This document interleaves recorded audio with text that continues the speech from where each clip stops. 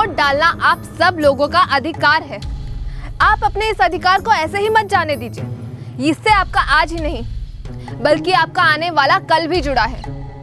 आप वोट डालेंगे, सही उम्मीदवार को चुनेंगे तो वो कल आपके लिए काम करेगा। सीधे सीधे क्यों नहीं कह देती कि तेरी अम्मा जो सरपंच है उसी को वोट दे दें सबके सब।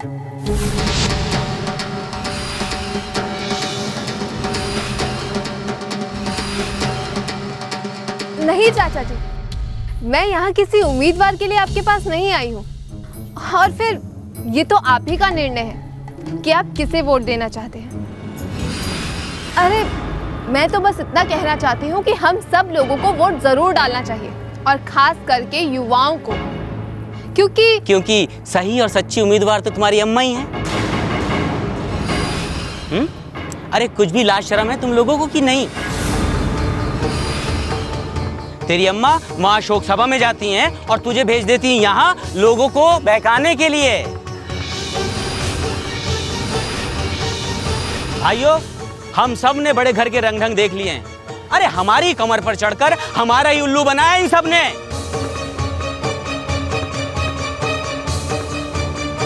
माया जी ने खुली चुनौती दी है सरपंच जी को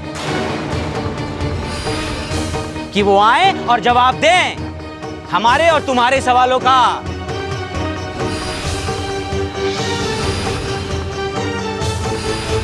क्यों आएंगी तेरी अम्मा? अरे है बड़े घर वालों में इतना दम? क्यों सांप क्यों सूंघ गया?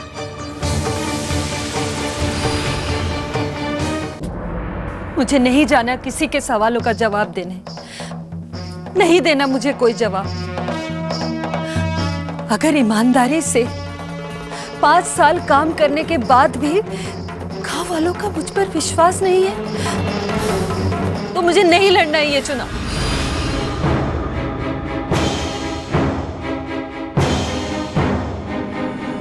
पागल हो गई है तू? 2-4 दिन की तो बात है। मतदान का दिन नजदीक आ रहा है और तू यहां बैठकर लगी हुई है अर्जुन पुराण गाने। मैं युद्ध नहीं करूंगा, वार नहीं करूंगा। मैं थक गई हूं सफाई देते देते बिना किसी कसूर के। जब चाहे कोई भी कुछ भी कहने लगता है। राजनीति, हाँ फुल्लो रानी, इसी को कहते हैं राजनीति। सामने वाले का सर किसी ना किसी तरह से कुचल दो। सच्चा है तो झूठा कह के, और अगर झूठा है तो टांग तोड़कर।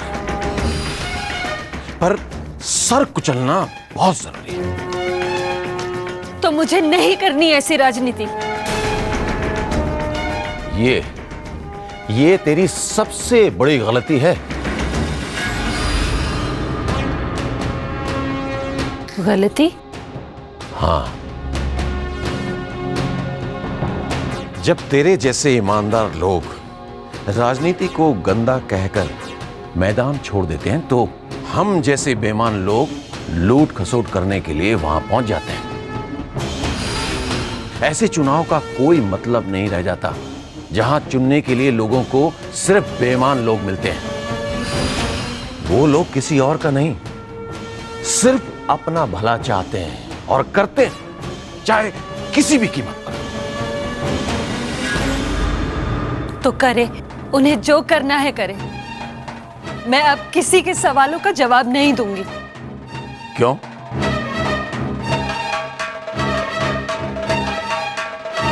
क्यों फुल्लो रानी?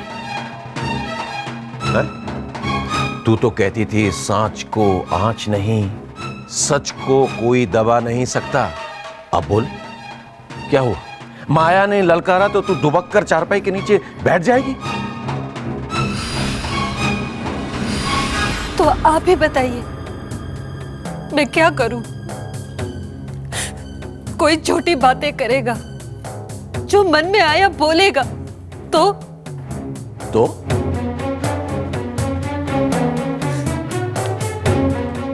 क्या फुल्लो रानी? अगर वो लोग कहेंगे कि रावण अयोध्या में पैदा हुआ था तो गांव वाले मान जाएंगे? नहीं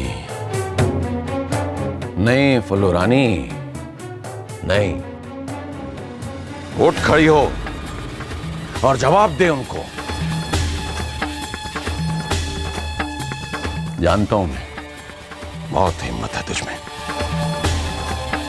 बहुत सी जिंदगियां रोशन की है तूने, और तेरी हिम्मत की इसी रोशनी के सहारे में बड़े साहब के काले साए से निकल सका और अपनी ज़मीर की आवाज सुन सका। लो, बहुत कुछ सीखा है मैंने तुझसे। आज कहता हूं जो कभी नहीं कहा कि तेरे जैसा सरपंच राजपुरा को ना मिला है और ना ही मिलेगा।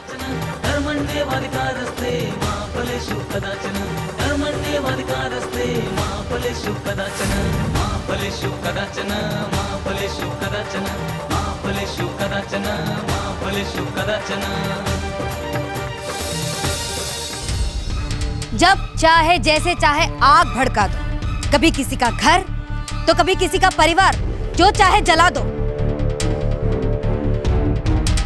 कोई कुछ कहने वाला नहीं है यहाँ। और हम क्या करेंगे? 4 आंसू बहाएंगे और चुप करके बैठ जाएंगे। यही हुआ है इस गांव में, और ये सब किया है उस बड़े घर ने। अरे जानवरों की तरह हाँका है हम सबको। साथियों, अब तो ये खुली किताब है। अपनी बेटी की चिता जलाकर आ रही हूं, इसलिए झूठ नहीं बोलूंगी। आपको, मुझको, हम सबको अगर किसी ने चला है तो वो है बड़ा घर। बड़ा घर, बड़ा घर, बड़ा घर, बड़ा घर। साथियों, फरिश्ते के भेष में दरिंदे का काम किया है बड़े साहब ने। कितने लोगों को मौत के घाट उतारा है उन्होंने। खून के छींटे उस बड़े घर की हर दीवार पर हैं, और उनके बीच सांस लेती है हमारी सरपंच,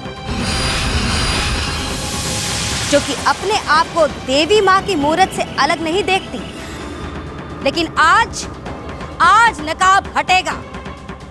आप हटाएंगे उसे, क्योंकि आज मेरे आप सभी के सामने खुलेआम कहने के बाद, आओ जनता के सामने जनता के सवालों का जवाब दो। वो नहीं आएंगी। फूलवती, फूलवती, गुंडाराज, बड़ा घर। साथियों, आज की सभा के बाद फैसला आपके हाथ में है कि आप क्या चाहते हैं। एक ईमानदार और साफ छवि वाला सरपंच, या एक डरपोक और गुनाह की गंदगी में लिपटा सरपंच, जो कि आपके सामने आने तक से डरता है।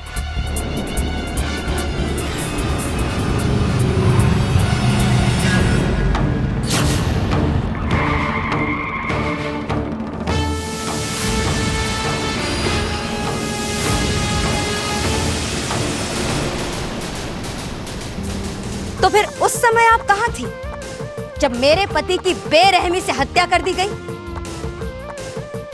मेरी मासूम बेटी को गोली से उड़ा दिया गया। कहां था आपका साथ, कहां था आपका सहयोग? सरपंच जी, सरपंच